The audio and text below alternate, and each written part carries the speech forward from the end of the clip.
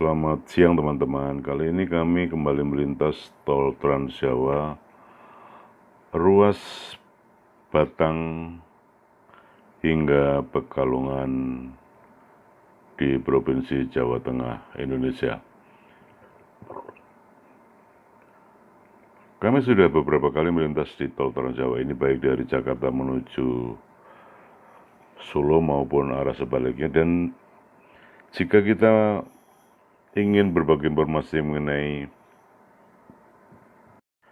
sisi lain di jalan tol dan sekitarnya, tidak akan pernah habis, karena sebenarnya banyak sekali tempat-tempat ataupun informasi menarik yang bisa kita bagikan kepada teman-teman, atau paling tidak menambah atau mengupdate informasi sekaligus melengkapi informasi yang sudah disampaikan teman-teman terdahulu.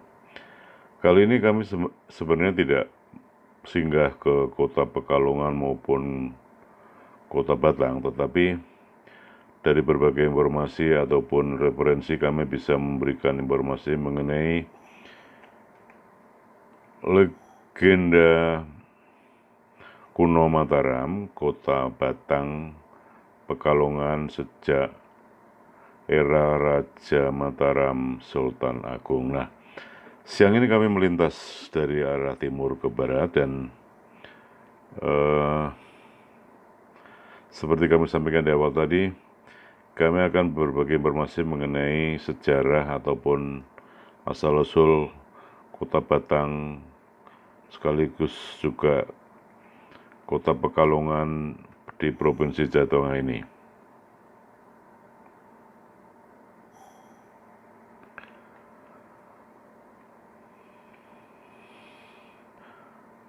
Menurut legenda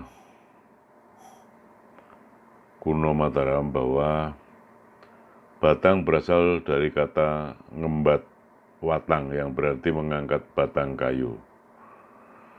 Hal ini diambil dari peristiwa kepahlawanan Ki Ageng Baurekso yang dianggap sebagai cikal bakal kota Batang.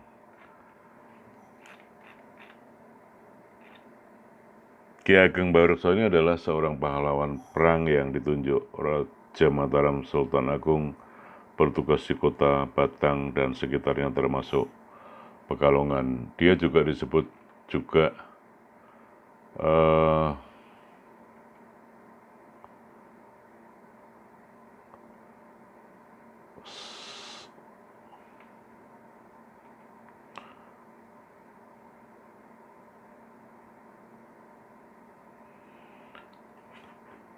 selain Baurekso, ia disebut sebagai Joko Bau, anak dari Ki Ageng Cempalek dari Kasesi untuk melamar Dewi Rantansari.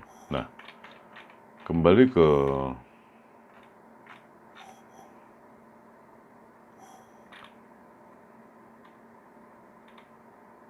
kota Batang tadi, bahwa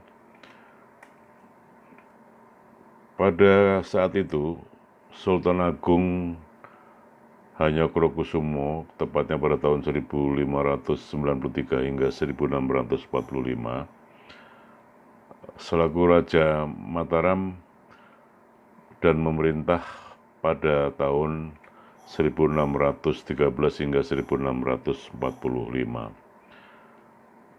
Nama asli Sultan Agung ini adalah Raden Mas Jatmika, atau terkenal pula dengan sebutan Raden Mas Rangsang.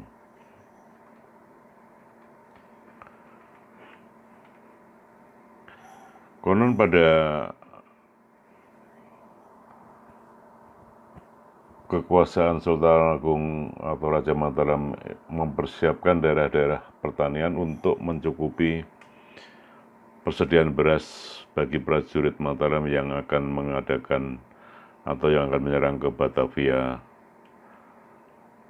pada saat itu. Maka Sultan Agung menugaskan Baurekso atau Kiai Bau untuk membuka hutan Roban yang saat ini disebut dengan Alas Roban untuk dijadikan area persawahan.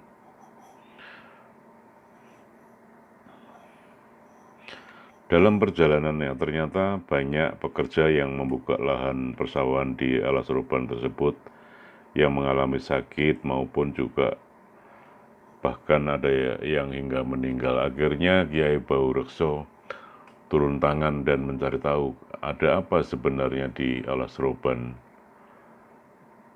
eh, yang sedang dijadikan lahan persawahan itu. Ternyata banyak penunggu ataupun penjaga hutan roban yang menjadi penghalang pembukaan lahan tersebut, dan akhirnya Baurekso turun tangan sendiri. Kemudian dengan kesaktiannya ia berhasil mengalami atau mengalahkan siluman-siluman penunggu hutan roban. Nah, setelah alas roban atau pohon-pohon ditebang, maka tugas selanjutnya adalah mengusahakan pengairan lahan dengan membuat bendungan sungai.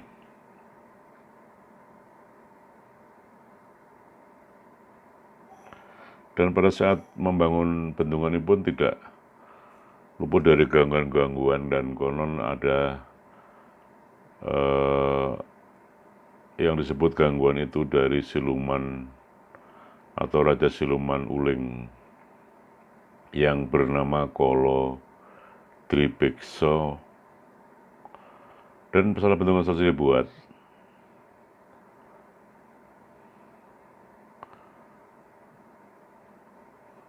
bendungan itu saat ini berada di Sungai Keramat. Ternyata selalu jebol dan dirusak oleh anak buah Raja Uling tersebut. Akhirnya Baurekso juga turun tangan dan ia menghabisi para siluman yang menghalangi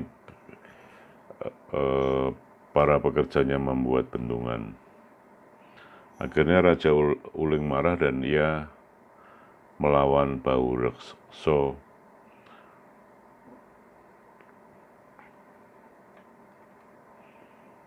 Dan Baurekso sempat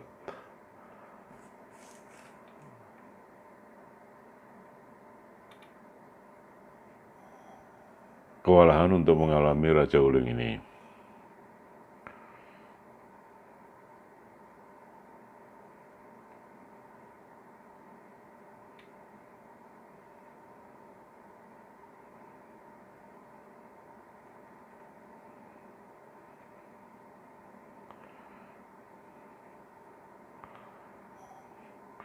Dan gangguan berikutnya adalah air bendungan juga tidak selalu lancar, kadang-kadang besar, kadang-kadang kecil, dan bahkan tidak mengalir sama sekali. Dan setelah Baurekso turun tangan dan diteliti, akhirnya diketahui bahwa ternyata ada sebatang kayu besar yang melintang menghalangi aliran sungai. Berpuluh-puluh orang pun tidak sanggup mengangkat atau memindahkan kayu watang tersebut, tetapi akhirnya Baurekso turun tangan dan setelah mengeluarkan kesaktiannya, ia berhasil menyingkirkan batang besar tersebut dengan begitu mudahnya. Demikianlah peristiwa ngembat watang itu terjadi, dan nama Batang dari kata ngembat batang akhirnya saat ini menjadi kota Batang, dan orang Batang sendiri sesuai dialeknya menyebut Batang. Kami terus berjalan mengarah barat dan situasi saat ini masih cukup sepi. Dan setelah tadi dari akses tol keluar Batang, kami nanti akan melintasi kota akses exit tol maksud kami Pekalongan, dan terakhir akan mengakhiri perjalanan sebelum di exit tol kota Tegal.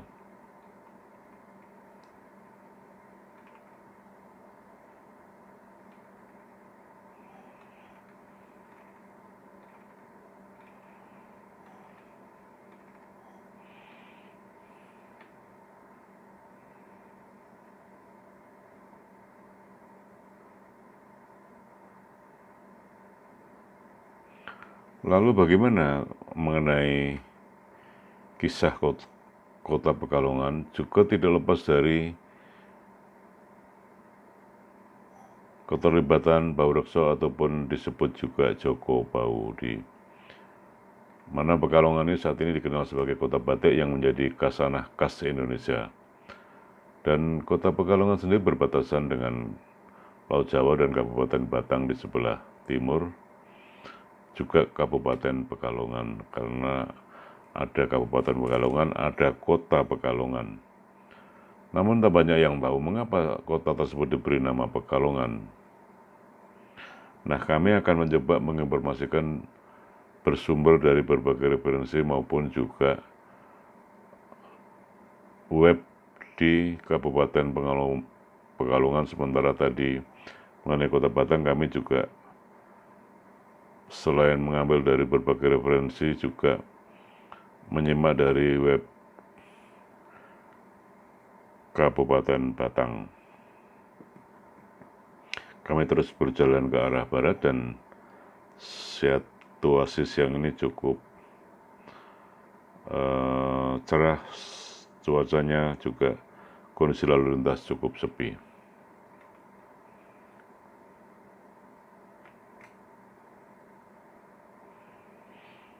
Mengenai Kota Pekalongan, Joko Bau sebagai Panglima Perang Kerajaan Mataram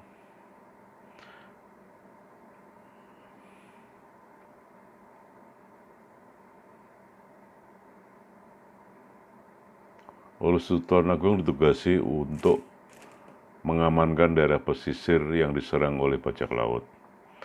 Lalu Joko Bau bersemedi di hutan Gambiran dan melakukan topo ngalong atau bergelantungan seperti kelawar atau kalong.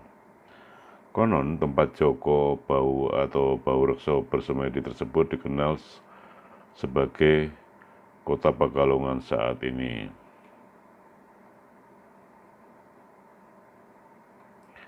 Selain kisah Bau Rekso, nama Pekalongan juga diyakini berasal dari kata pek dan along. Pek artinya teratas, sedangkan along atau halong berarti banyak, yang kemudian membentuk kata Pekalong atau yang kini dikenal dengan nama Pekalongan.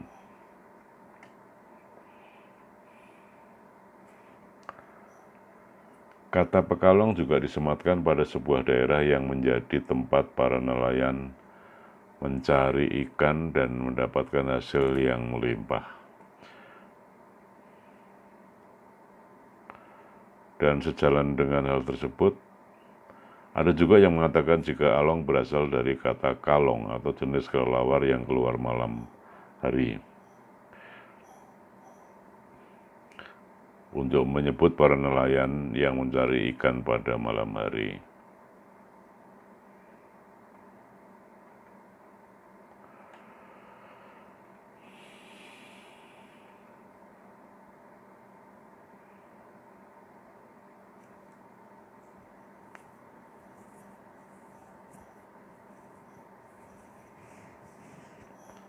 Sementara itu, cikal bakal Pekalongan sendiri sudah ada sejak abad ke-16. Saat itu wilayah Pekalongan disinggahi oleh orang-orang dari Kerajaan Demak dan Cirebon. Pada abad ke-17, secara administratif Pekalongan menjadi bagian wilayah Kerajaan Mataram Islam yang dipimpin Sultan Agung. Dan saat penyerangan Kerajaan Mataram ke Batavia pada tahun 1628, Pekalongan menjadi kantong lumbung perbekalan atau alasannya karena Pekalongan berada pada jalur Pantura dan di jalur perdagangan laut yang strategis. Kala itu Pangeran Mandura Reja dan Bau Rekso ditunjuk sebagai panglima perang oleh Sultan Agung. Dan pada abad ke-18 wilayah Pekalongan sudah dipengaruhi VOC, bahkan sejak tahun 1800-an hingga 1942, wilayah Pekalongan menjadi wilayah administratif pemerintahan Hindia Belanda yang disebut wilayah Gubernemen. Sementara setelah proklamasi kemerdekaan, rakyat Pekalongan berhasil merebut markas tentara Jepang pada 3 Oktober 1945 dan pada 7 Oktober 1945 Pekalongan telah bebas dari tentara Jepang. Kami terus mengarah ke barat dan situasi lalu lintas masih juga cukup sepi. Dan seperti pernah kami sampaikan beberapa waktu lalu, selain Pekalongan, sebenarnya Kota Batang ini saat ini menjadi atau sedang dibangun kawasan industri kelas dunia, dan nantinya berbagai pabrik ataupun industri akan berada di sini, yang saat ini pabriknya tengah dibangun seluas 5.000 hektar lebih yang disediakan oleh pemerintah menggunakan lahan perhutani. Kami terus mengarah ke barat dan sedikit lagi mengenai Pekalongan, bahwa saat ini Pekalongan menjadi salah satu kota terbesar di Jawa Tengah dan memiliki wisata andalan seperti Museum Batik Nasional yang memiliki lebih dari 1.000 motif kain batik. Pekalongan juga memiliki tempat wisata seperti air terjun Curug Cinde yang terletak di kawasan hutan, atau juga pantai pasir Kencana yang memiliki ombak yang tenang serta hasil laut yang melimpah.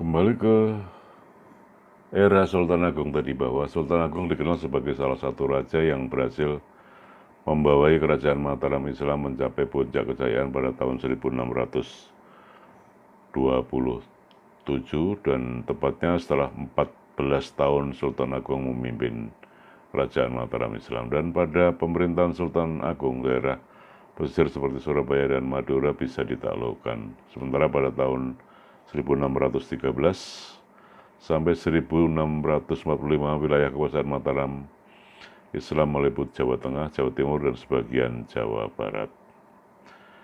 Demikian teman-teman informasi yang dapat kami sampaikan untuk melengkapi informasi yang telah disampaikan oleh teman-teman terdahulu. Terima kasih, salam dari kami, selamat siang, sampai jumpa.